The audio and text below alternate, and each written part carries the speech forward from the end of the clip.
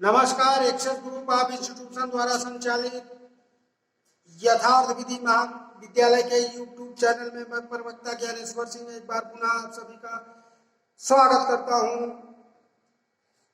आज आप सभी को बताऊंगा कि फर्स्ट ईयर के फर्स्ट सेमेस्टर के बारे में भारतीय संवैधानिक विधि के अंतर्गत भाग 5 में जो है भाग 5 में अनुच्छेद 52 से लेके जो है 151 तक भाग 5 के हैं। तो अनुच्छेद 52 में भारतीय संविधान के अंतर्गत जो है राष्ट्रपति के बारे में दिया गया है। तो राष्ट्रपति की योग्यताएं क्या है, राष्ट्रपति का निर्वाचन कैसे होता है, राष्ट्रपति को शपथ कौन दिलाता है, राष्ट्रपति के कार्यकाल की कितने वर्ष का होता है, क्या राष्ट्रपति अपना त्यागपत्र दे सकते हैं। तो राष्ट्रपति के बारे में आज आप सभी को बताऊंगा और इस पर विस्तृत रूप से बताऊंगा कि राष्ट्रपति की नियुक्ति कैसे होती है। तो सबसे पहले आपको राष्ट्रपति के बारे में, उनकी योग्यताओं के बारे में बताऊंगा कि उनकी योग्यताएं क्या हैं। तो वह भारत का नागरिक होना चाहिए, कम से कम उनकी आयु 35 वर्ष से कम नहीं होनी चाहिए,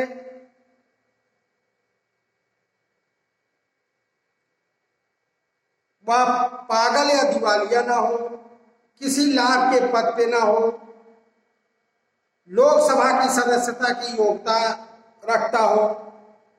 तो यह हो गई उनकी योग्यताएं। और उनका निर्वाचन कैसे होता है। निर्वाचन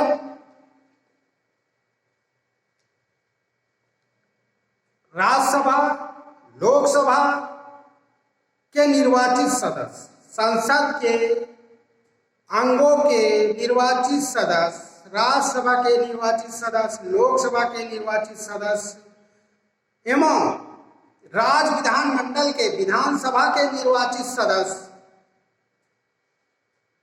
एवं संघ एवं केंद्र शासित राज्य जैसे दिल्ली, पांडिचेरी। तो दिल्ली और पांडिचेरी को राष्ट्रपति के चुनाव में संविधान 17वें संविधान संशोधन के 1992 में इन दो राज्यों को शामिल किया गया है निर्वाचन के लिए।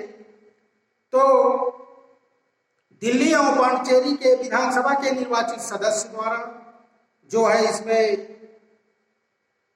निर्वाचन में भाग ले सकते हैं राष्ट्रपति के निर्वाचन में। और राष्ट्रपति के निर्वाचन एक एकल संक्रमणी मत द्वारा होता है, गुप्त मतदान। तो निर्वाचन संसद के दोनों सदस्यों द्वारा, उच्च सदन, निम्न सदन। उच्च सदन है राज्यसभा और लोकसभा है निम्न सदन। और राज्य विधानमंडल के निम्न सदन राज्य विधानसभा के निर्वाचित सदस्य, मतदान वाले, ये सभी तीनों भाग लेते हैं। एवं संघ राज्य से दिल्ली और एवं पांडिचेरी राज्य के विधानसभा के निर्वाचित सदस्य भाग लेते हैं।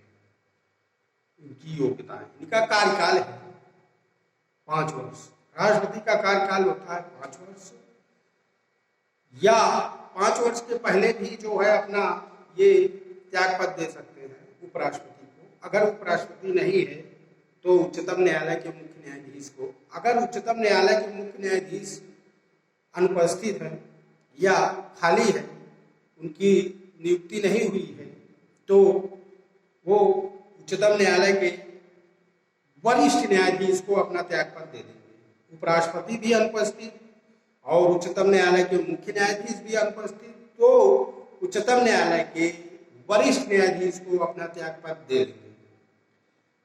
और जैसे ही अपना ये त्यागपत्र देंगे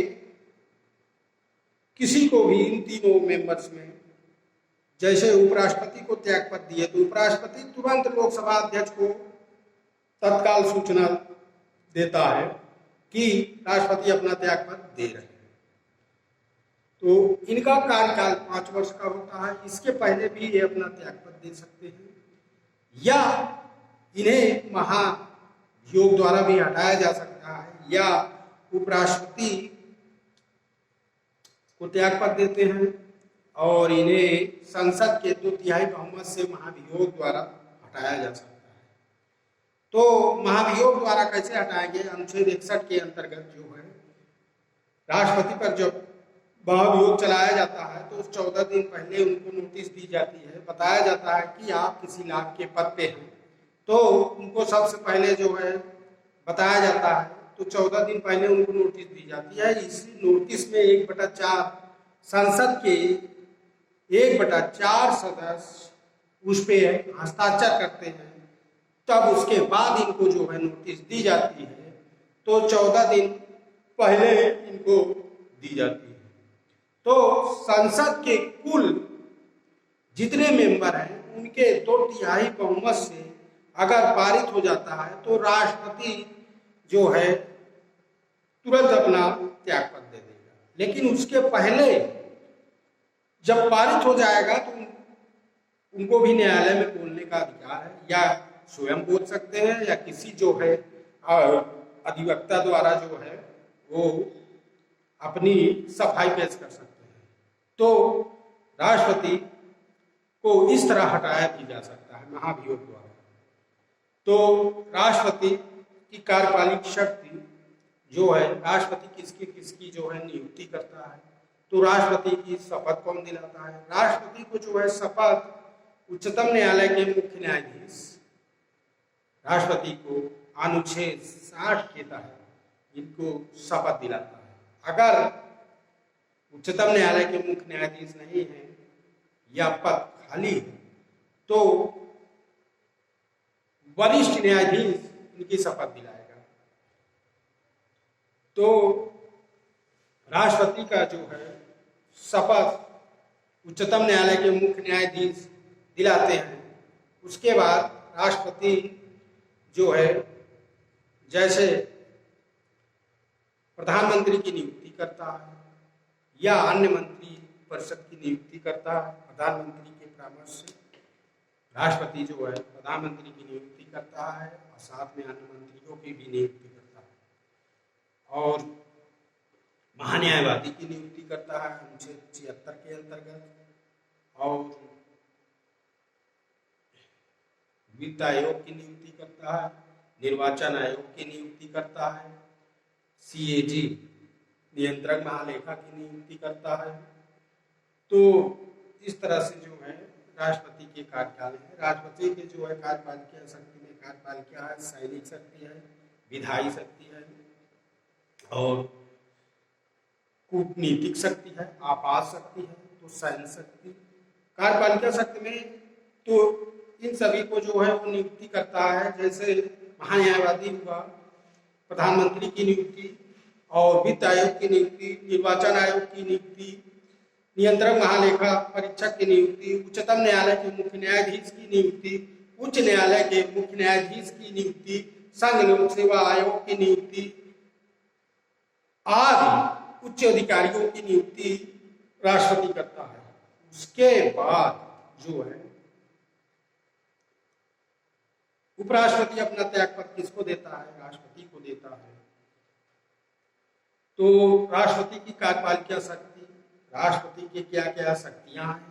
कार्यपालिका शक्ति है, विधायी शक्ति है, सैन्य शक्ति है, कूटनीतिक शक्ति है, आपात शक्ति है। तो राष्ट्रपति की कार्यपालिका शक्ति में सभी की नियुक्ति हो चुकी है और राष्ट्रपति द्वारा ही की जाती है। और इनकी सैन्य शक्ति, जैसे भारत के जो है जितने सैन्य शक्ति है, ये वायुसेना, जल सेना, नौसेना की शक्ति वो राष्ट्रपति पर ही निहित है। और राष्ट्रपति की जो है आपातकालीन शक्तियाँ अनुच्छेद 352 में राष्ट्रपति आपातकालीन शक्तियाँ घोषित करता है। युद्ध, विग्रह, आक्रमण या सशस्त्र विद्रोह के कारण राष्ट्रीय आपातकाल लागू कर सकता है। और राज्यों में 356 अनुच्छेद 356 के तहत राज्यों में राष्ट्रपति शासन लागू कर सकता है और 360 में जो है इनकी वित्तीय आपातकाल की शक्तियाँ जो है प्राप्त है। तो आपातकाल 3 प्रकार के होते हैं। पहला होता है राष्ट्रीय आपातकाल, दूसरा राज्यों में राष्ट्रपति शासन लागू 356 के तहत, और तीसरा है वित्तीय आपातकाल 360 के अंतर्गत जो है अनुच्छेद 360 के अंतर्गत वित्तीय आपातकाल की जो है लागू करा सकता है, लेकिन अभी तक ऐसा नहीं हुआ। वित्तीय आपातकाल अभी तक भारत में नहीं लागू। तो राष्ट्रपति जो है इनकी सैन्य शक्ति, आपात शक्ति, और ये इनका जो राष्ट्रपति का जो विवाद होता है वो उच्चतम न्यायालय देखता है अनुच्छेद 72 के तहत। अनुच्छेद 72 के तहत राष्ट्रपति का अगर कोई भी वो होता है, विवाद होता है, तो उच्चतम न्यायालय इनकी जो है न्याय निर्णय देता है, न्याय करता है। तो राष्ट्रपति के जो हैं, तो भारत के राष्ट्रपति पुनः निर्वाचन लड़ सकते हैं। ये अनुच्छेद 57 के साथ कहा गया है कि राष्ट्रपति, भारत के राष्ट्रपति जो है कई बार चुनाव लड़ सकते हैं, लेकिन अमेरिका में केवल 2 बार आप चुनाव लड़ सकते हैं, लेकिन भारत में ऐसा नहीं है। आप जितनी बार चाहें उतनी बार चुनाव लड़ सकते हैं। तो ये आपके राष्ट्रपति के बारे में जिक्र किया। अब नेक्स्ट वीडियो में बताऊंगा उपराष्ट्रपति, प्रधानमंत्री, संसद का संगठन, तो ये सब बारे में बताऊंगा राष्ट्रपति के बारे में। ये आपके कॉलेज का यूट्यूब चैनल है, इसे जरूर से जरूर सब्सक्राइब करिए। धन्यवाद।